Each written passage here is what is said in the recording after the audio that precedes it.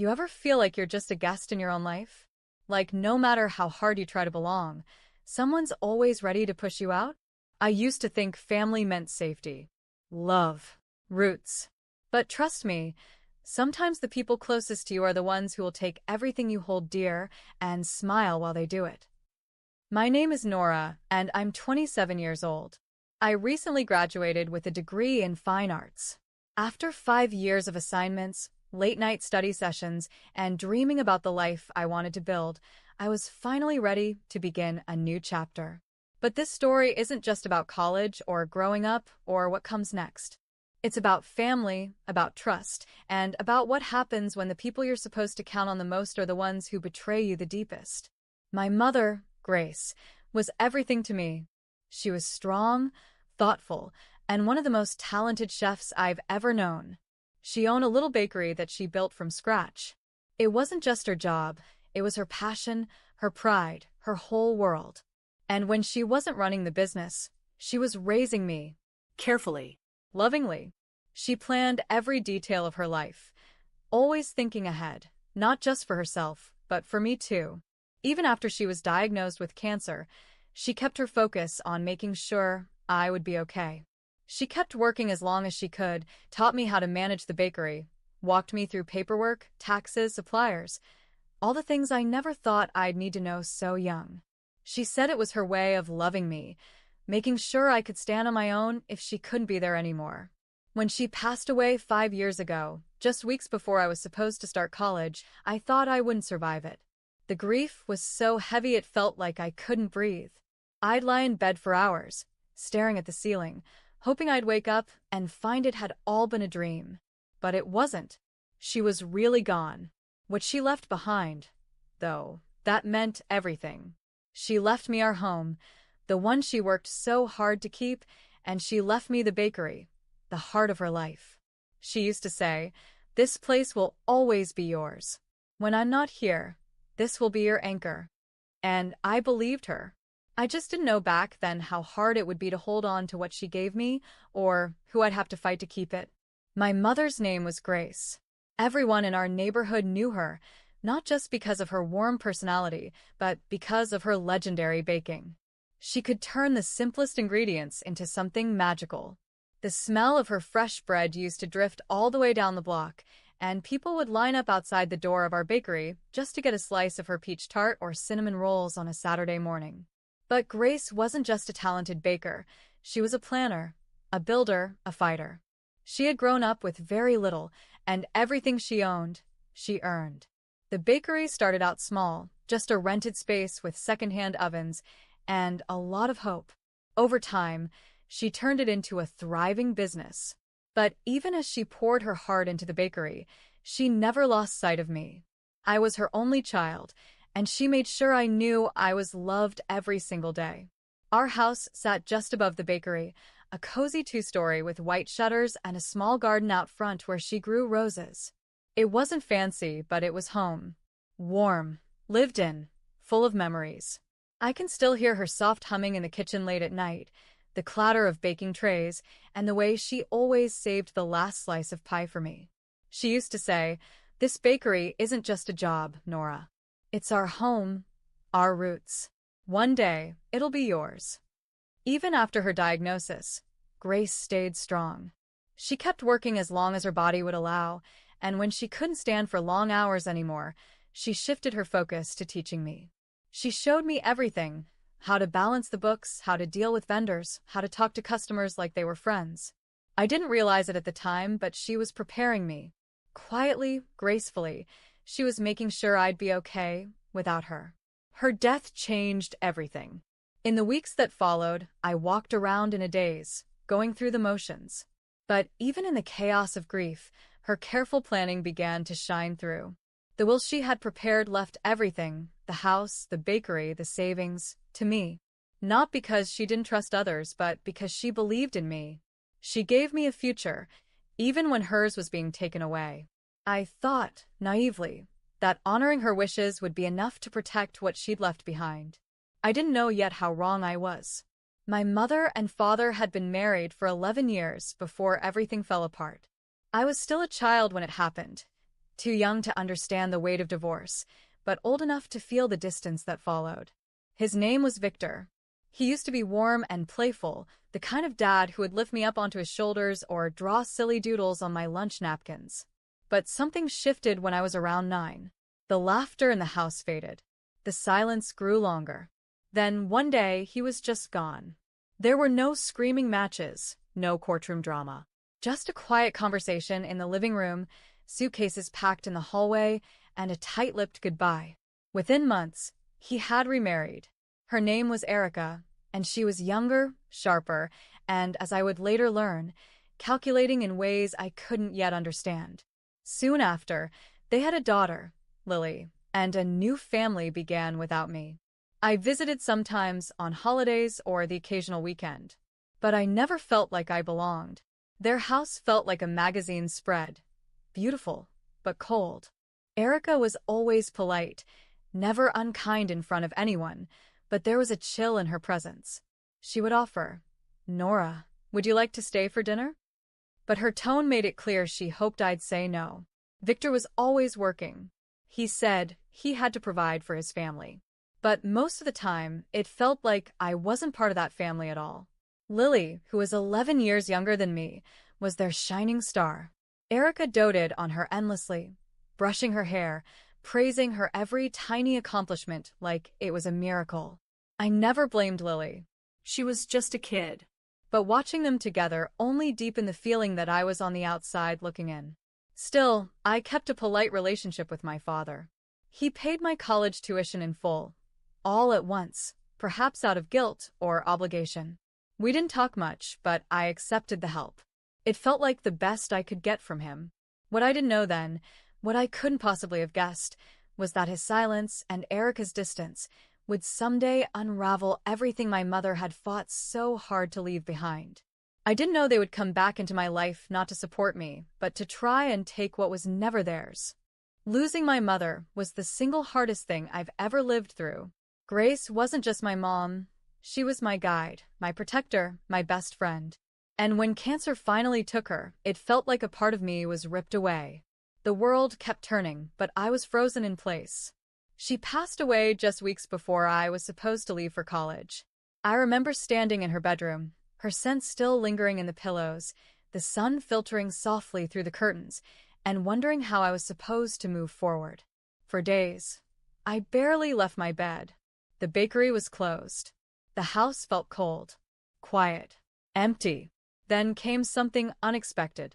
One morning, while I was sitting at the kitchen table staring blankly at a half-filled mug of tea, the door opened, and in walked Victor, with Erica and Lily trailing behind him. "We're here for you, Nora," he said gently, placing a hand on my shoulder. Erica nodded, her face arranged into a look of careful sympathy. Even Lily, who is usually aloof, gave me a soft look and offered, "I'm really sorry." I was too numb to question anything at the time. I was drowning in grief, and the presence of other people, anyone, felt like a lifeline. They moved into the house that day. Victor brought in suitcases. Erica started unpacking in the guest room. No one asked if it was okay. I didn't stop them. In those early weeks, it felt like maybe they truly wanted to help. Erica took over the kitchen, preparing meals and organizing the fridge. She kept the house spotless. Victor helped with the mountain of paperwork that comes with losing someone: insurance forms, bank documents, funeral bills. Lily chatted with me about school and books, giving me brief moments of distraction from the dark fog in my head. It all seemed decent. Not loving, not warm, but tolerable, necessary even. When the summer began to fade and the start of my college semester loomed closer, the question came up: what would happen to the house? Selling it wasn't an option. This house was everything to me. Every corner held memories of my mother. The idea of strangers living in it made my chest ache. But leaving it empty for 4 years while I was away at school didn't feel right either. That's when Victor offered the solution. "Why don't we stay here while you're away?" he said one morning over coffee. "We'll keep up the house, handle the bills. You won't have to worry about anything." Erica, flipping pancakes at the stove, added smoothly, "It makes sense. Lily loves her school here, and the house will be in great hands." I hesitated. A small part of me felt uneasy, but the rest of me, the tired, grieving, overwhelmed part, was just grateful. I nodded. Okay. Thank you. I packed for college that weekend. When I locked the front door behind me and handed Victor a spare key, I believed I was leaving my mother's memory in safe hands. I had no idea I was actually handing it over to people who would try to make it their own. College felt like a world away from everything I had known. New people, new places, a constant buzz of activity. I buried myself in lectures, assignments, art studios, late-night study sessions, anything to keep my mind off the quiet ache that still lived in my chest. But no matter how far I went, home was always with me. And each time I returned to the house during breaks, it was like stepping into a familiar painting, one that had been retouched ever so slightly. The first time I came home for fall break, Erica greeted me at the door with a warm smile and the smell of something baking in the oven. "Welcome back, Nora. I made lasagna, your favorite," she said, setting the table with surprising ease, as if she had always known what I liked. It threw me off. Lily ran up to me, clutching a sketchbook. "Look, I've been drawing like you. Do you think I should add more blue to this?" Her excitement was genuine, and I found myself smiling despite the confusion that bubbled inside me. That break passed with surprising warmth. We had dinners together. Lily and I watched movies with popcorn on the couch. Erica even invited me to her book club one night, joking, "Nora always has the best takes on these dramatic love stories." For the first time, it felt like I wasn't just visiting, I was being included. Every visit after that brought more of the same. During Christmas, we decorated the tree together. Erica and I debated over ornaments. She hated tinsel. I insisted it was classic. Victor lifted Lily to place the star on top, grinning like it was a picture-perfect moment. I caught myself laughing more than I had in months. Summer breaks were even more relaxed. Lily and I would lounge by the community pool, giggling over silly videos on our phones. Erica made homemade lemonade and packed lunches for us. She even let me borrow her car sometimes. Slowly, cautiously, I began to believe that maybe things had truly changed. Even Victor seemed different. He asked about my classes. He joined us at dinner. One night, while washing dishes beside me, he said, "Your mom would be so proud of you, Nora." It hit me hard. I blinked back tears and nodded. Maybe, just maybe, we were becoming something close to a family. The house itself began to change, too. Subtle things at first, a new vase here, a different rug there. Erica added curtains in muted colors, rearranged the furniture in the living room. But it didn't feel wrong. Somehow, her touch blended with what my mother had left behind. It felt like we were building something together, holding on to the past, but moving forward. By the time I graduated, I believed we were solid. Not perfect, but functional. Comfortable. I trusted them. I had no idea that trust would become the very thing they'd use to tear it all apart. The holidays after graduation were supposed to feel like a celebration, a return to the life I'd been preparing for. I had worked so hard to get here, and I was ready to come home, settle into the house that held so many memories, and finally begin my adult life.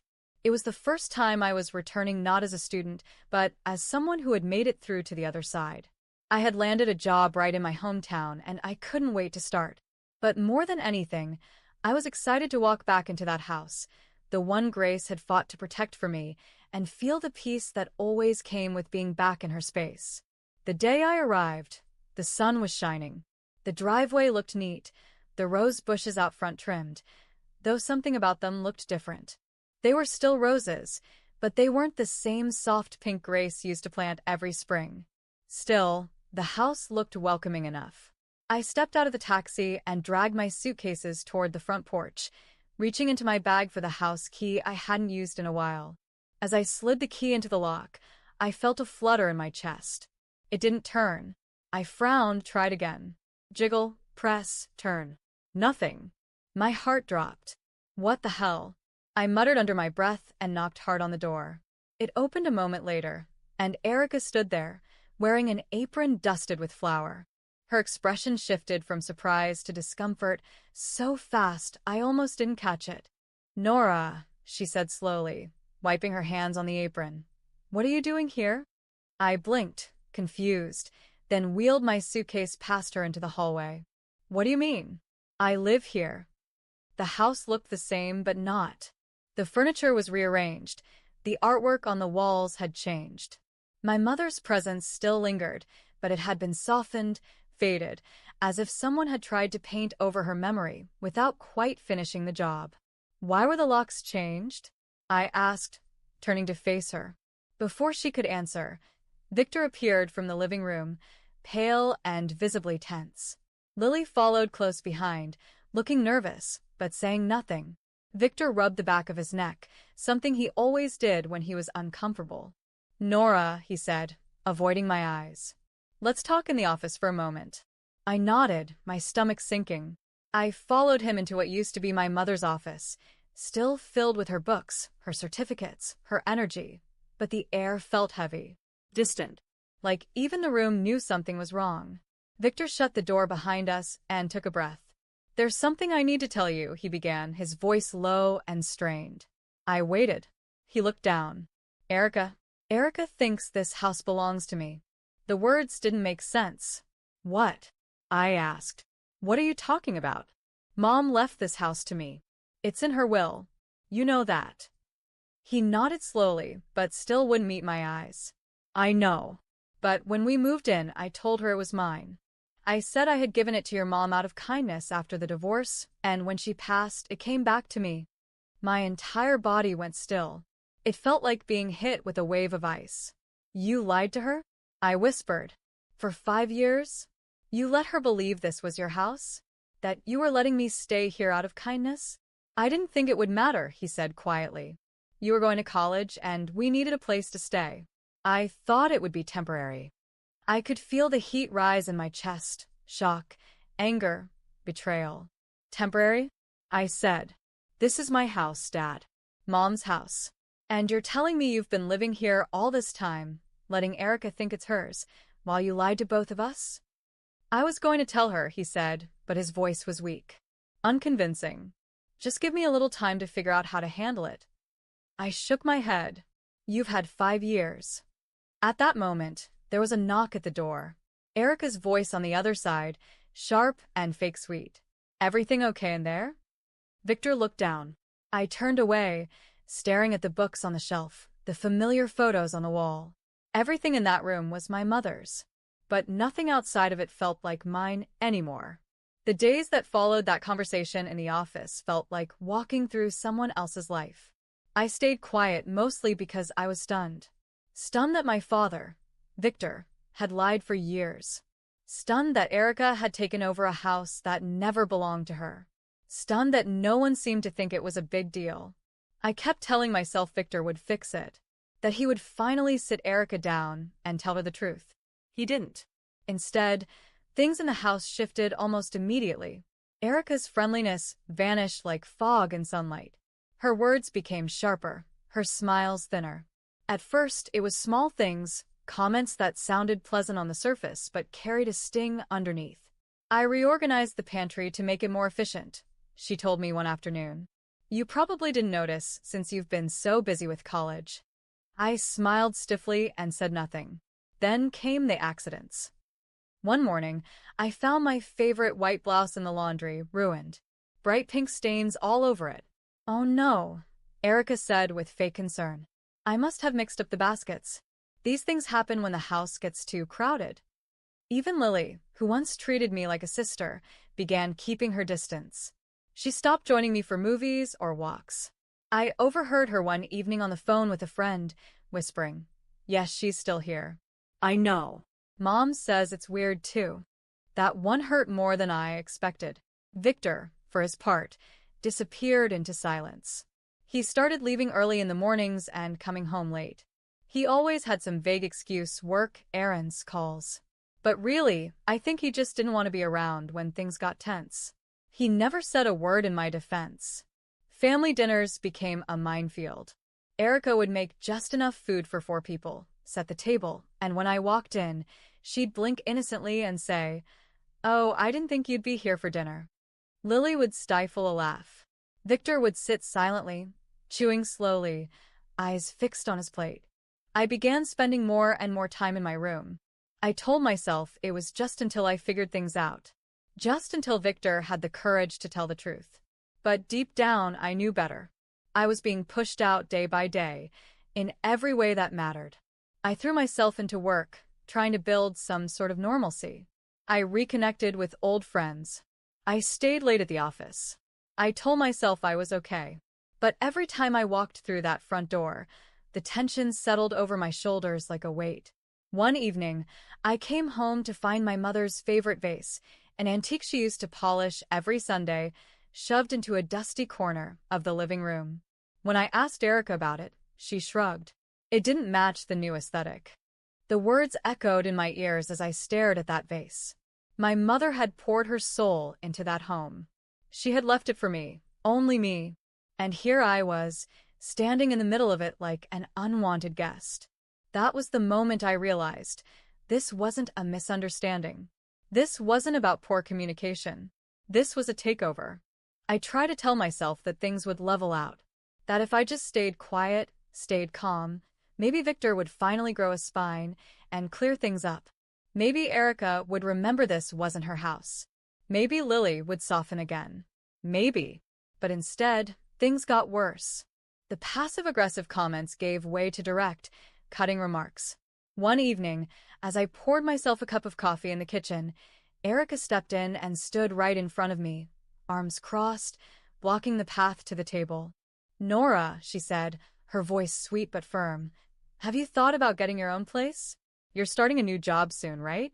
It might be time to start your adult life somewhere else."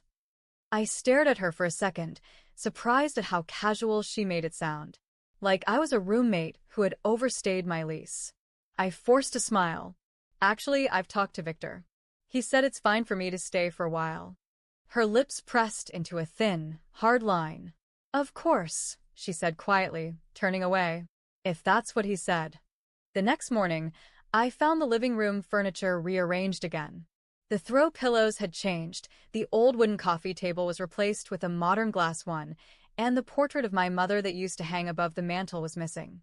When I asked about it, Erica simply said, "I put it in the storage closet." It didn't fit the mood of the room anymore. It wasn't about decorations. It was about erasing my mother. About replacing her. And Victor? He just stayed out of it. When I brought it up, he'd mumble something about not wanting to get in the middle. "Just try to keep the peace, Nora," he'd say. "You know how Erica gets." I wanted to scream at him. "No, Dad. She doesn't just get this way. She's acting this way because you let her." I began skipping meals altogether, just to avoid the tense silences and fake pleasantries. I'd hear Lily laughing with her mother in the living room, their voices rising and falling in the kind of rhythm that comes from shared control. I didn't belong there. I never had. Each night, I'd close my bedroom door, sit on the edge of my bed, and stare at the walls. And each night, I'd remind myself, this is my house. My mother's house. This is mine. But even with that knowledge, the emotional isolation wore me down. One night, I overheard Lily whispering through her door. "She's still here. Mom says she's just being stubborn. She'll break soon." That word stuck in my head. Break. I realized then, they weren't just waiting for me to leave. They were trying to break me first. It happened on a Thursday morning. I remember because the house was unusually quiet. No clinking pans from Erica in the kitchen. No music blaring from Lily's room. No sports murmuring from the TV, where Victor usually sat like a statue. Just silence. I stepped out of bed and walked downstairs. The air felt still. Off. "Erica?" "Dad." I called out, glancing around the living room. It was spotless. Too spotless. Like it had been staged, not lived in. No shoes near the door. No coffee mug on the table. Even Erica's ever-present purse was missing. I walked into the kitchen. The counters gleamed. Not a single crumb on the floor. The fridge was nearly empty, as if someone had cleaned it out completely. Something was wrong. I stepped outside. The driveway was empty. Victor's car was gone. I pulled out my phone, expecting to see a message, a missed call, anything to explain where they were. Nothing. I called Victor. Straight to voicemail. Frowning, I tried again. Same result. I hesitated, then called Erica. She picked up on the fifth ring. Her voice was sharp and impatient. What? I blinked. Where is everyone? I asked. I woke up and the house was empty. There was a pause, followed by the unmistakable sound of waves crashing and soft tropical music in the background. Then came her voice again, mocking, amused. Oh, didn't we tell you? She said, dragging out every word like honey laced with poison. We're in New Caledonia. First-class flights, luxury resort, the works. I stood frozen. What? She laughed, cruel, full of satisfaction. Yeah, we didn't mention it because, well, we didn't want you tagging along and expecting us to pay for you. My mouth opened, but no words came out. Honestly, Nora, she continued, you've been living in our house like some kind of freeloader. Your father might be too soft to say it, but I'm not. It's pathetic. You're almost 30. Get your own place. I gripped the edge of the counter. This isn't your house, I said quietly. You know that. Oh, save it, she snapped. When we get back, I want you gone. Pack your things. Don't even try to guilt-trip Victor. He agrees with me. He's just too spineless to say it out loud. There was a final pause, and then, we've already blocked your number. Have a nice life. The call ended. I stood in the middle of that kitchen, my mother's kitchen, clutching the phone like it had just burned my hand. That was it. The pretending, the tolerance, the silence. Over. They thought I would break. They had no idea I was just getting started. The moment that call ended, something inside me snapped. Not in anger, not in fear, but in clarity. I had spent years tiptoeing around their moods, pretending everything was fine, trying to be the bigger person. But this house, my house, was not theirs to take. Not emotionally, not legally, not ever. I wasn't a guest. I wasn't a freeloader. I was the owner, and it was time I acted like it. I spent the entire day methodically packing up their things. Every trace of Erica, Victor, and Lily I removed. Erica's designer handbags, her expensive heels lined up in the closet, her silk robes draped over bathroom hooks. I folded them all into neat boxes. Lily's school books, her sketch pads, her hairbrush and phone charger, gone from the hallway. Even Victor's golf clubs, his stacks of unread magazines, and his cologne bottles, I wrapped each one and sealed them away. I labeled the boxes with their names and moved them to the garage, stacking them precisely in one corner. I made sure there wasn't a single item left in the house that didn't belong to me or my mother. By late afternoon, I was exhausted but energized. The air inside the house already felt different, lighter, like it could finally breathe again. And I wasn't done yet. I picked up the phone and called a locksmith. Hi. I need all the locks in my house changed. Immediately. The man arrived within the hour.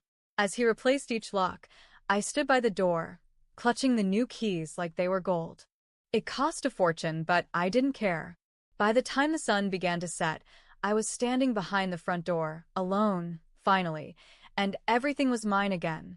I didn't cry. I didn't hesitate. I just closed the door, turned the lock, and whispered to myself, "Welcome home, Nora." By Sunday evening, the house was quiet, calm, mine. I had spent the weekend restoring little touches of my mother. Her framed recipe cards went back on the kitchen wall. The old woven rug she loved was pulled from the closet and laid gently in the hallway. The portrait Erica had hidden away, I rehung it above the fireplace where it belonged. And then I heard it, the sound of a car pulling into the driveway. I looked out the window. They were back. Victor, Erica, and Lily stood near the front steps, their arms crossed, surrounded by the boxes I'd stacked in the garage. Erica's face was flushed with rage, hands slicing through the air as she shouted at Victor. Lily stood off to the side, glaring at the ground. Victor looked exactly how he always looked in moments like this, silent, uncomfortable, avoiding eye contact with anyone. I stepped outside slowly, standing at the top of the porch steps. As soon as Erica saw me, her voice exploded. "How dare you change the locks?" she screamed, storming toward me. "This is our house. You have no right, No right at all, to lock us out. I stayed calm. I didn't shout. I didn't flinch. I just said, clearly and firmly, "This isn't your house, Erica. It never was. It was left to me. In my mother's will. You've been living here because I allowed it.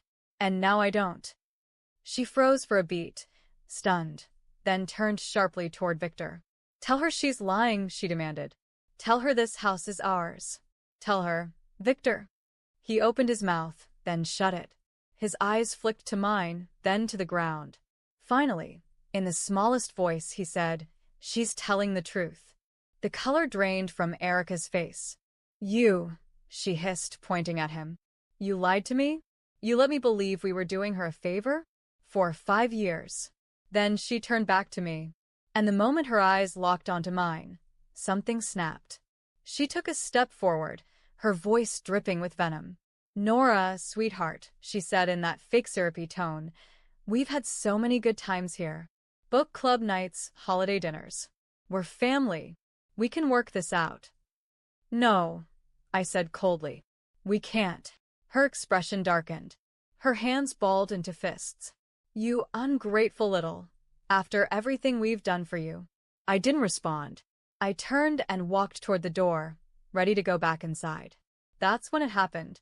Suddenly, she lunged. Before I could react, Erica slapped me across the face with such force that I stumbled backward.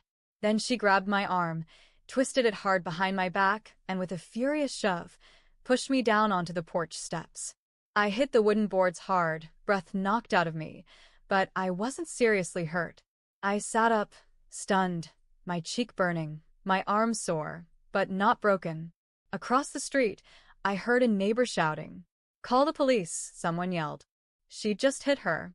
Call 911." Another neighbor rushed out with a phone in hand.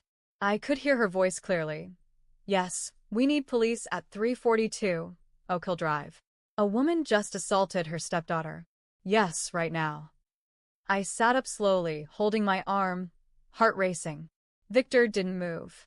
He just stood there, frozen, as Erica looked around, realizing what she'd just done, and who had seen it. Within minutes, 2 police cruisers pulled up, lights flashing. Erica stepped back, trying to explain, waving her arms. It was just an argument. "She started it." "She's been squatting here for months." One officer cut her off. "Ma'am, we have witness reports of an assault. Put your hands behind your back." "No." "You don't understand. This is our house." "No, it's not," I said quietly, standing up as the officer cuffed her wrists behind her back. "And I have the paperwork to prove it." As Erica was led down the front steps and placed in the back of the squad car, she looked at Victor, furious. "You just stood there," she screamed. "You're letting her do this to me?" Victor didn't say a word. Lily cried quietly as the officers spoke to the neighbors, took statements, and finally turned to me. "Are you injured?" "No," I said. "I'm fine. Just shaken." They nodded, took my report, and handed me a card. "If she tries to come back, call us immediately." I stood in the doorway as the squad car pulled away, its red and blue lights flickering across the porch. And then silence again. But this time, it felt like peace. The silence that followed Erica's arrest wasn't empty. It was liberating. For the first time in years, I stood in the middle of that house and didn't feel like an intruder. There was no one hovering over my shoulder, no one twisting their words to make me question my place. The air itself felt lighter. The police gave me all the paperwork I needed, case number, officer badge ID, everything. I filed for a restraining order the next morning. My lawyer, a woman named Renee, recommended by a colleague at work, helped me start the formal legal process. Erica was charged with assault and trespassing, and since neighbors had witnessed the incident and given statements, the evidence was solid. She was released on bail, but banned from coming near the house or contacting me in any way. I didn't press for jail time, the courts would decide that. But I wasn't going to let her walk away without accountability, either. Victor, meanwhile, tried reaching out. He called from an unknown number the next evening. I didn't answer. He left a voicemail, his voice quiet, almost timid. "Nora, I just want to talk." I didn't mean for things to go this far. I made mistakes. I thought I was keeping the peace. I didn't realize how bad it had gotten. I deleted the message. There were others, too. A couple from Lily's phone, one from a blocked number that I was sure was Erica trying to bypass the no-contact order. I didn't answer any of them, because the truth was, they didn't deserve space in my life anymore. Victor had watched this happen. He had stood by and done nothing while the woman he married tried to erase my mother, tried to break me down, and finally, tried to hurt me. That wasn't love. That wasn't family. That was betrayal. And I was done making excuses for it. I spent the next few days clearing the house completely. Every leftover trace of Erica's decorating was removed. Her framed prints, her minimalist pillows, the cold white lamps she insisted gave the room modern elegance. All of it was boxed up and sent to a storage facility, not for them, but for me. Evidence, in case I ever needed it. I changed the curtains. I rehung my mother's portrait.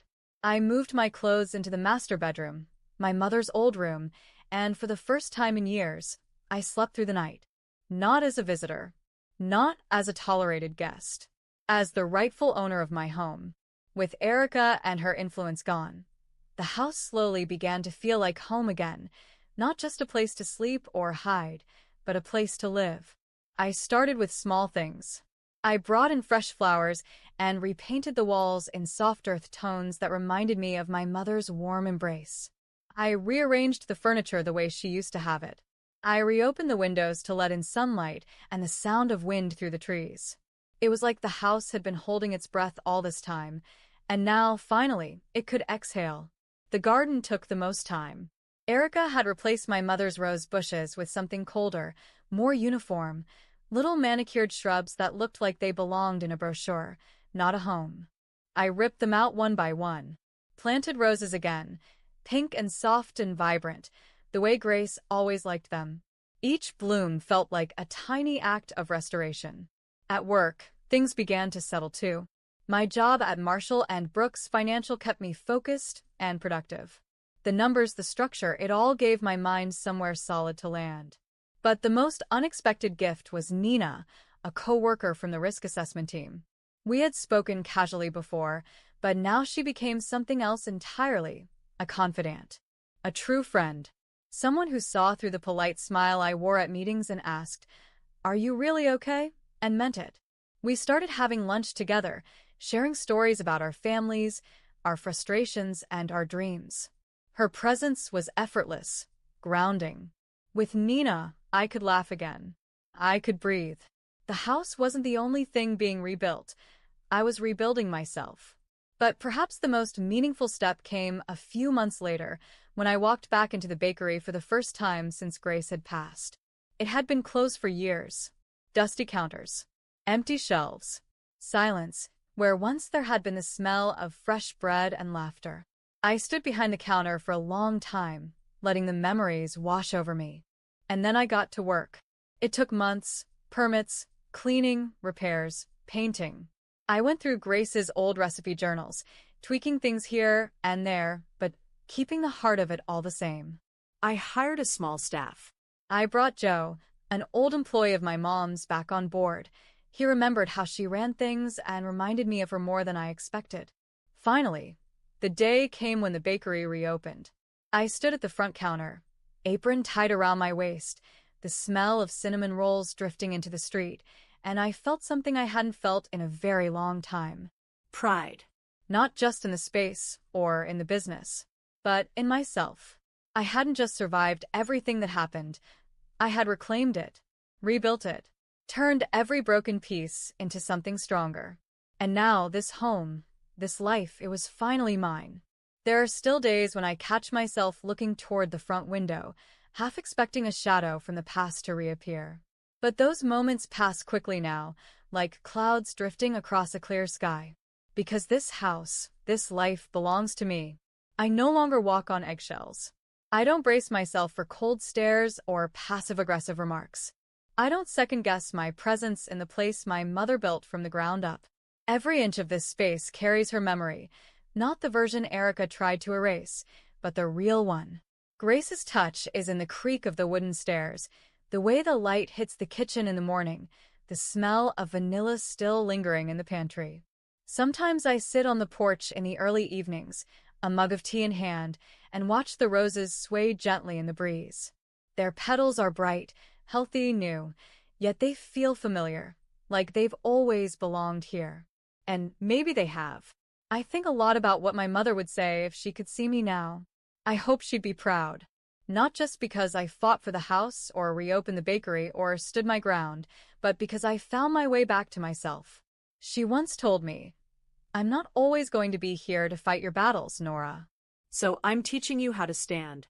One day, that strength will matter more than anything I could leave behind." She was right.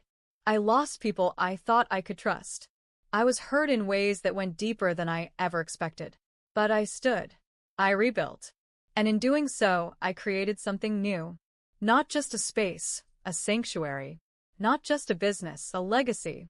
And not just survival, but hope. As I sit here now, with a bakery sign swinging gently in the evening wind and the scent of warm bread floating down the street, I know this is where I'm meant to be. Not because someone gave it to me, but because I earned it. This is my home, my story, and it's only just beginning.